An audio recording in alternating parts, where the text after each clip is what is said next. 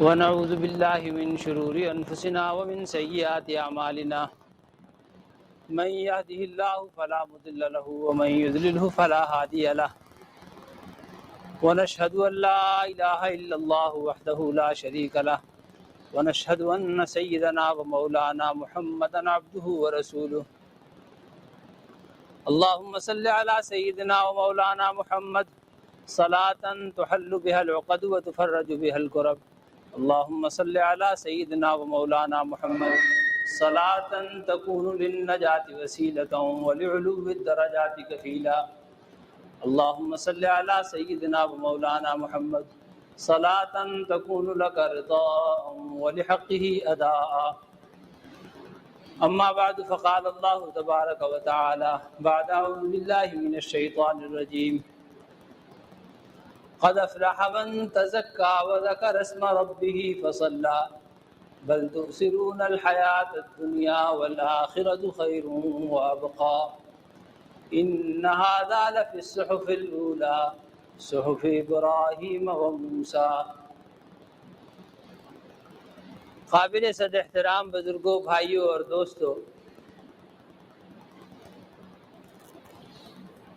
گزشتہ جمعہ بات عرض کی تھی کہ کامیابی وہ ہے جسے اللہ کامیابی قرار دے۔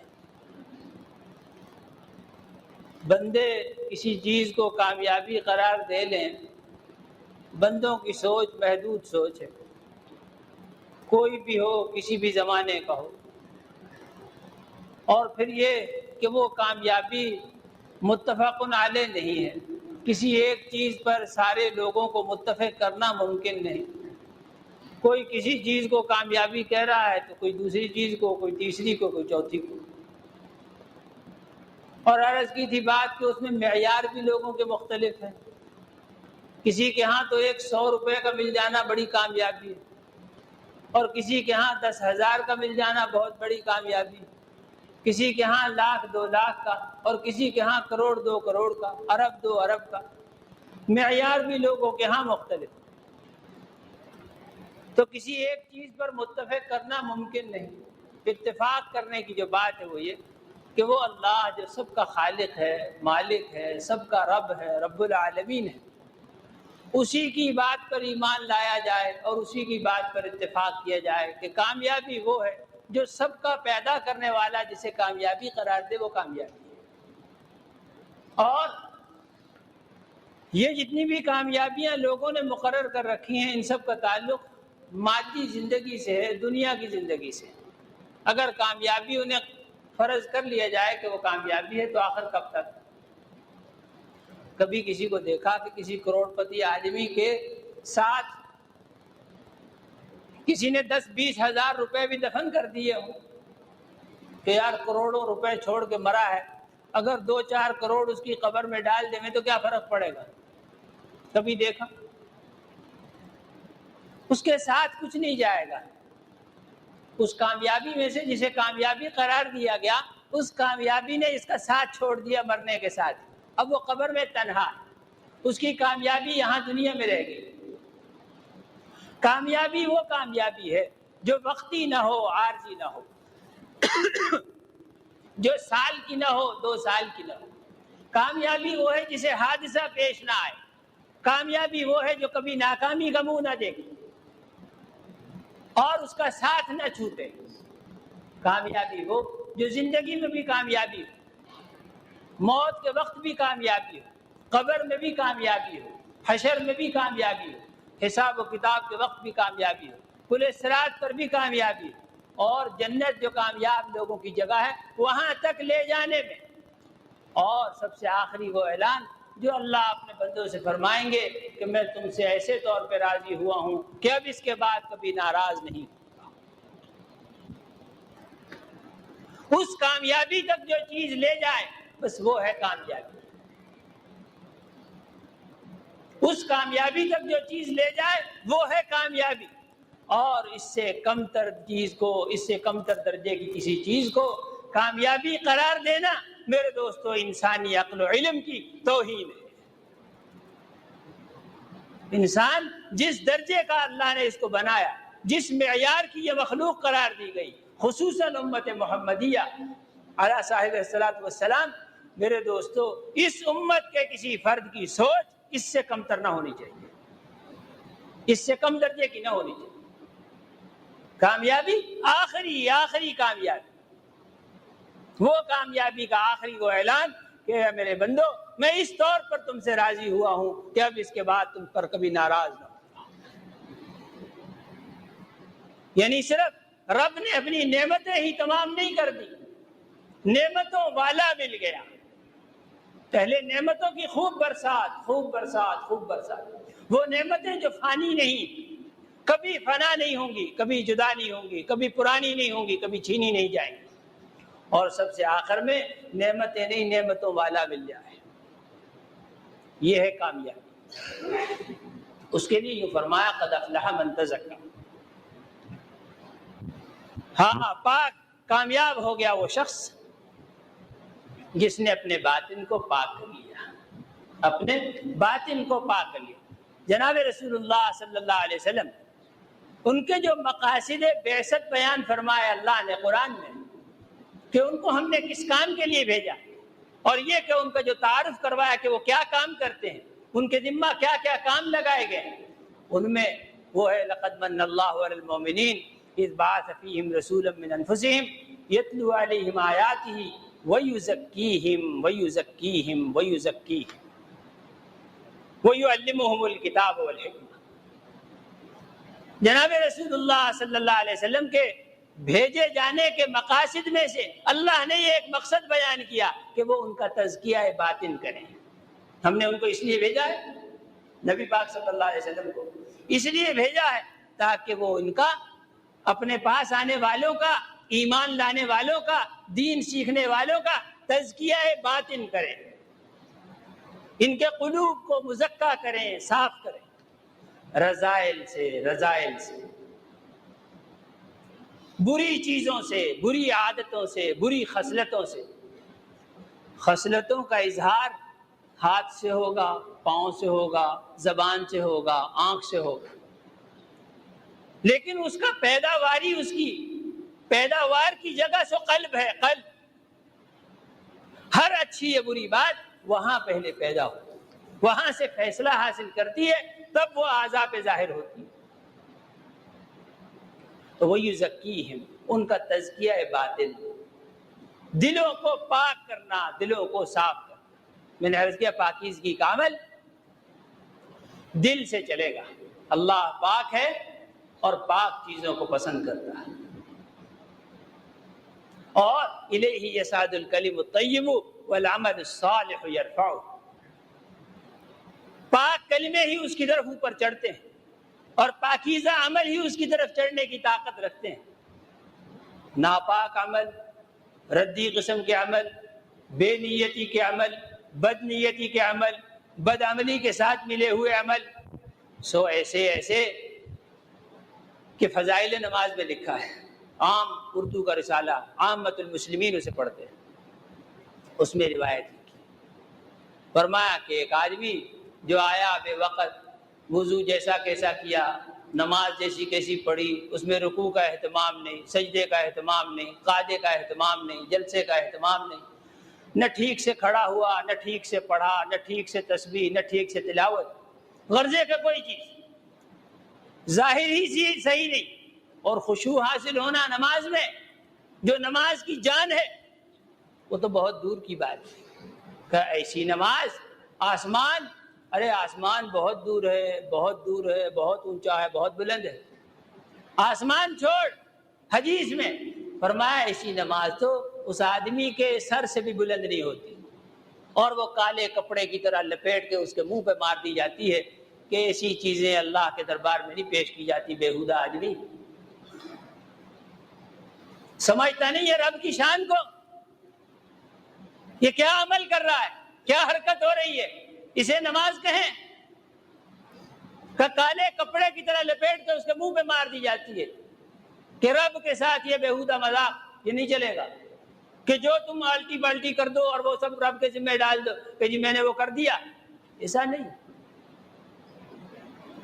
چھوٹی چھوٹی ملازمتیں، ادنا سے ادنا کلرک، وہ بھی اپنی ملازمت کے آداب جانتا ہے اور اس کی رعایت رکھتا ہے اور اس کی نوک پلک سنوارتا ہے اور اعتراضات سے بچنے کی ہمیشہ کوشش کرتا ہے. ایک معمولی کلر کی 2000 روپے کی 3000 روپے کی, رب العالمین کی بارگاہ میں نماز جیسا عمل, وہ عمل جس کی شان یہ ہے کہ باقی تمام اعمال یہاں بیٹھے ہوئے دیے گئے, اور یہ وہ عمل جو گویا سارے دین کی جان ہے, سارے دین کی روح ہے اور سارے دین کی بنیاد ہے, یہ وہاں اپنے پاس بلا کر کے دیا گیا. اس عمل کی اہمیت کو نہیں سمجھتے, وہاں بلا کر دیا کہ یہ گویا یہاں بلا کے ہی دیے جانے کے قابل تھا.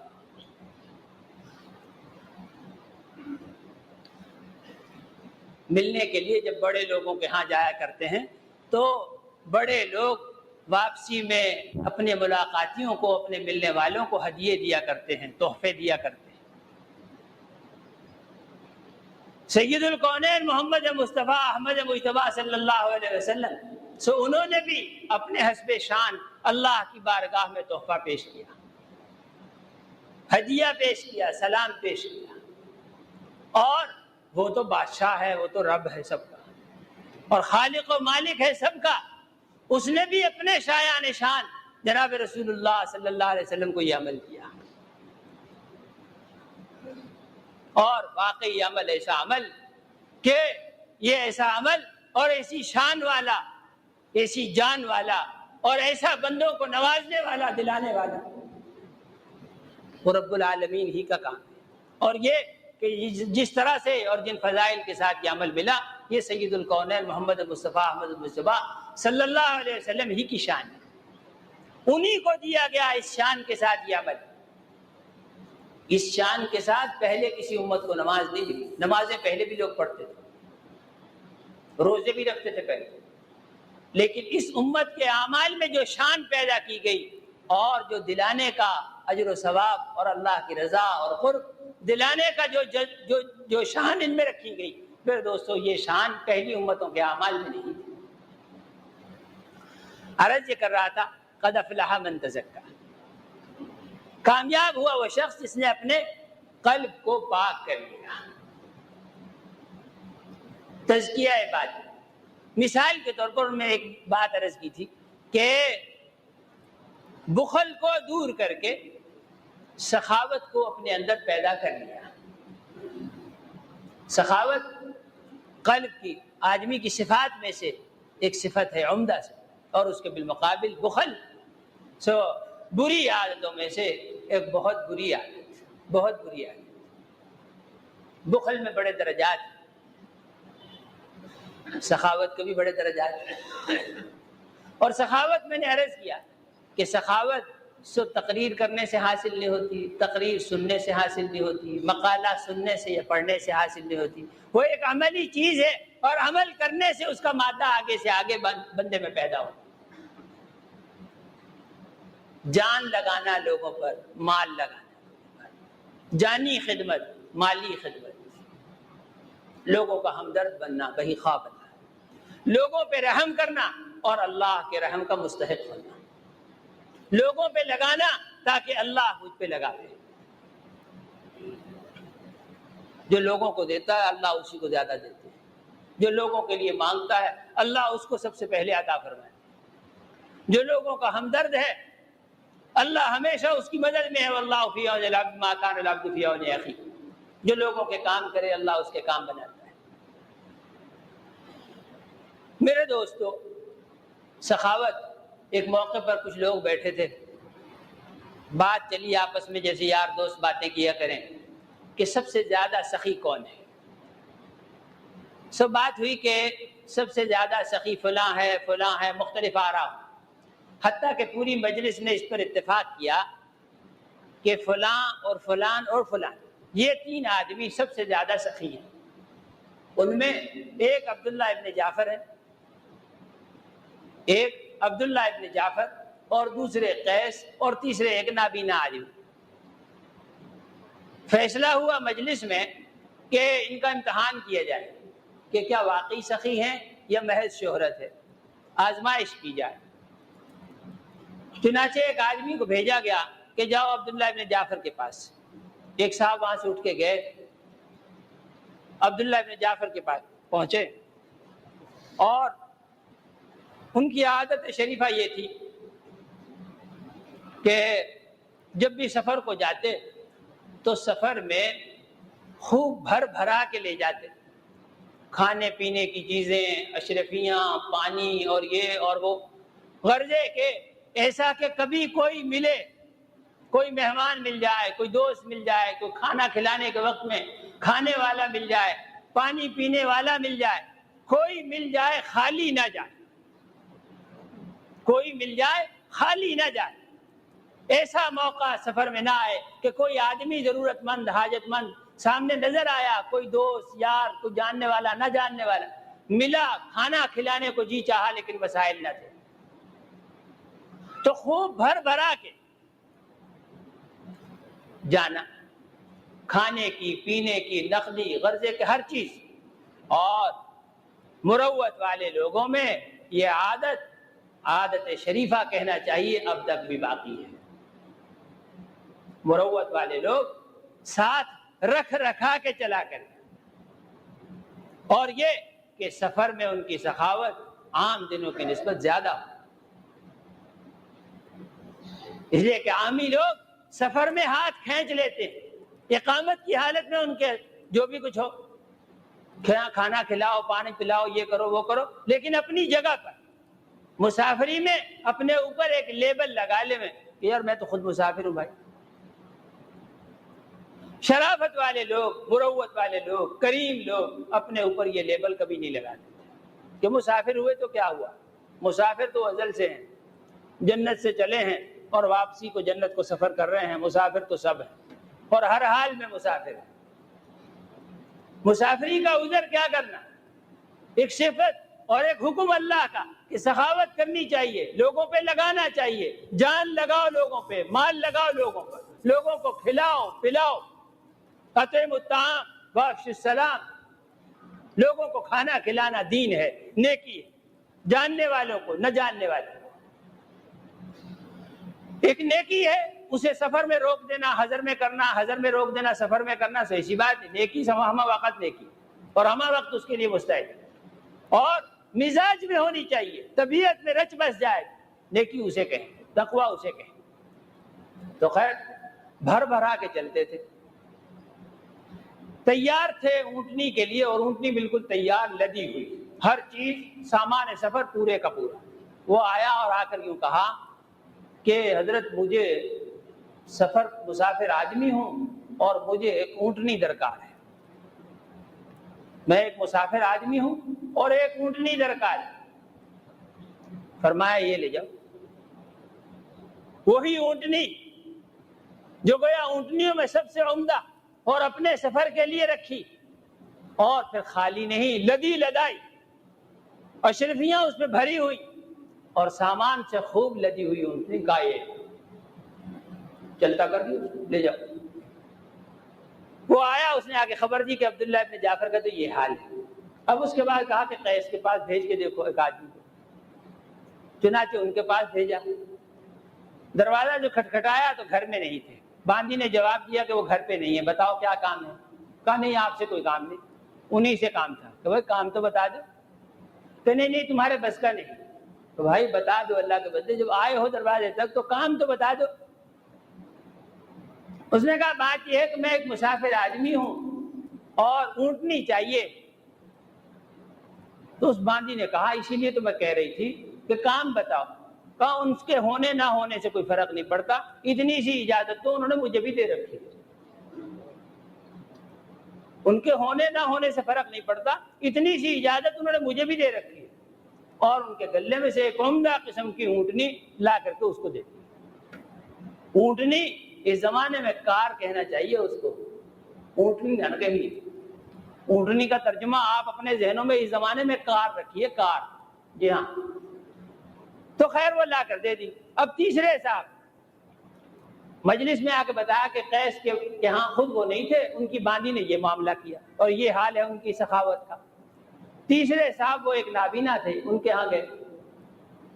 جب وہاں پہنچے تو وہ مسجد کو جا رہے تھے نماز پڑھنے کے لیے، بوڑھے تھے، نابینا تھے اور اپاہج تھے، گٹھیے کی وجہ سے ٹانگیں جڑی ہوئی کام نہیں کرتی۔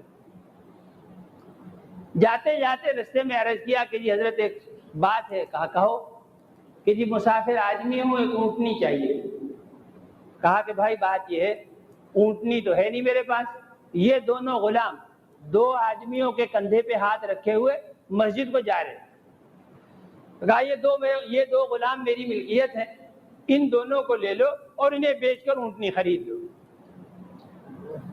اور اسی وقت ان سے ہاتھ اٹھا لیے، ان دونوں سے ہاتھ اٹھا لیے کہ لے جاؤ۔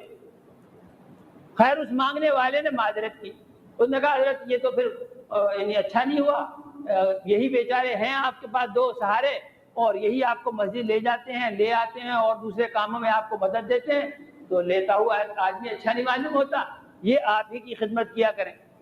کہا نہیں بھائی نہیں، میں تو دے چکا، لے لو آپ اس کو قبول کر لو۔ انہوں نے کہا جی نہیں، انہوں نے اصرار کیا نہ لینے پر کہ جی نہیں یہ نہیں آپ کی ضرورت کے ہیں اور آپ ہی کی خدمت کریں، یہ اچھا ہے۔ آپ نابینا ہیں، محتاج ہیں، بوڑھے ہیں، تو بھلا نہیں معلوم ہوتا آپ سے اس حالت میں ان کو لے لینا۔ جب تیسری دفعہ یہ بات ہوئی تو انہوں نے کہا کہ اچھی بات ہے، اگر تم نہیں لیتے ہو تو بس میں تو دے چکا، اور یہ کہ یہ دونوں میری طرف سے آزاد ہیں۔ ہم دی ہوئی چیز واپس نہیں لیا کرتے، دی ہوئی چیز واپس نہیں لیا کرتے۔ میرے محترم دوستوں اور بزرگوں، سخاوت سو یوں سخاوت میرے دوستوں، اللہ کی راہ میں لگانا، بندوں پہ مال لگانا، بخل کا اندر سے ختم کرنا از بس ضروری میرے دوستوں۔ اور یہ بخل کی کارفرمائیاں کہاں کہاں تک ہوں، کسی وقت موقع ہوا تو انشاءاللہ تفصیل سے عرض کروں گا بخل کہاں کہاں ہو اور اس کا آدمی کے اخلاق پر کیا اثر پڑتا ہے۔ میرے دوستو یہ مال کی سخاوت محض مالی سخاوت نہیں ہے، اگر یہ آداب اور شرائط کے ساتھ ہو، آداب اور شرائط کے ساتھ ہو اور اس میں کسی قسم کی ریاکاری اور نمود و نمائش شامل نہ ہو تو میرے دوستو اس سے آدمی کو اخلاق فاضلہ حاصل ہوتی، اعمال صالحہ کی نمود ہوتی، اعمال صالحہ کی پیداوار کے لیے یہ بہت عمدہ کام کرتے ہیں۔ اور لوگوں کے ہاں زور جو ہو، خود میرے طالب علموں کے ہاں ایسا ہے، فضیلتیں سنیں گے سنائیں گے، فضیلتیں سنتے ہیں سناتے ہیں۔ میں ان سے بھی یہی عرض کرتا ہوں کہ بھائی دیکھو فضائل بہت عمدہ چیز، فضائل بہت عمدہ، جس کو اللہ جتنے نصیب کرے ضرور حاصل کرنے چاہیے، لیکن اس سے زیادہ ضروری ہے رذائل کو اپنے سے مٹانا اور ختم کرنا، رذائل کو اپنے سے مٹانا اور ختم کرنا۔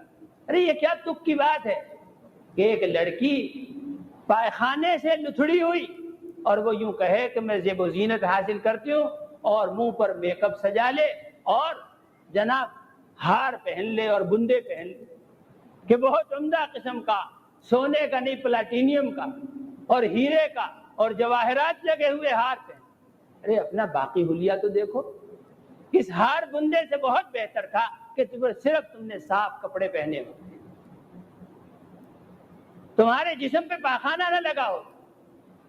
فضیلتوں کا اس طور پہ حاصل کرنا شریعت میں مطلوب نہیں ہے، فضائل کا اس طور پر حاصل کرنا شریعت میں مطلوب نہیں ہے کہ رذائل تمہارے ساتھ لگے ہوئے ہو، اخلاق میں وہ خباثتیں موجود ہوں، اعمال صالحہ کے ساتھ اعمال غیر صالحہ کا مخلوط چل رہا ہو، اعمال غیر صالحہ کا مخلوط چل رہا ہو، زبان ناپاک، نگاہ ناپاک، فکر اور خیال ناپاک، لوگوں کی مخالفت میں اور حسد میں اور کینے میں اور بغض میں، اور اسی کے ساتھ تہجد شریف بھی ہو رہی ہے اور فلاں شریف بھی ہو رہا ہے، فلاں شریف بھی ہو رہا ہے، فلاں شریف بھی ہو رہا ہے۔ میرے دوستو مجھے اس سے کسی عمل صالح پر طعن و تشنیع مقصود نہیں ہے، اصل جو شریعت نے مطالبہ کیا ہے وہ یہ کہ رذائل کو چھوڑو، غلط کاموں کو چھوڑو، بری عادات کو چھوڑو، اعمال غیر صالحہ کو چھوڑو، اعمال سیئہ سے توبہ کرو، اور پھر اس کے ساتھ جس فضیلت کو بھی کما سکو وہ بڑائی کی بات ہے، وہ اللہ کی طرف سے نصیب ہے جس کو جتنا بھی۔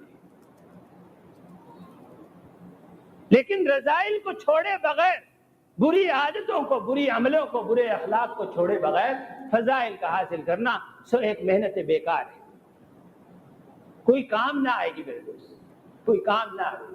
اس میں تو وہی حال ہوگا جو حدیث میں فرمایا کہ ایک آدمی قیامت میں آئے گا اور اس کے پاس اعمال سو پہاڑوں کے برابر، صدقات اور نیکیاں اور عمرے اور حج اور نمازیں اور تلاوتیں اور تسبیحات اور فلان اور فلان، اور اسی کے ساتھ ساتھ کسی کو تھپڑ مارا، کسی کو گالی دی، کسی کی چغلی کی، کسی کی غیبت کھائی، اور کسی کا کچھ، کسی کا کچھ، کسی کا مال دبایا، کسی کا پلاٹ دبایا، کسی کی دکان میں سے حصہ چرایا، اور کہیں کچھ اور کہیں کچھ، تو پھر اس کا انجام، پہلے اس کی نیکیاں حقداروں میں تقسیم کی جائیں گی، نیکیاں تقسیم کرتے کرتے ختم ہو جائیں گی اور حق لینے والے ابھی باقی ہوں گے، تو اللہ جل شانہ ان حقداروں کی برائیاں اس پر ڈالنی شروع کریں گے، ان سے برائیاں لے لے کر کے اتنی بقدر جتنا اس کا حق، اس کی بقدر اس کی برائیاں اس پر ڈال دی جائیں گی۔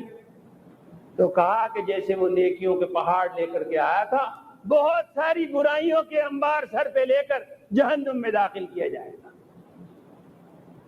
یہ انجام ہے اس شخص کا جو رذائل کو چھوڑے بغیر، اخلاق غیر صالحہ کو چھوڑے بغیر اور اعمال غیر صالحہ کو چھوڑے بغیر اعمال صالحہ کے اندر آگے تفوق اور برتری حاصل کر رہا ہے۔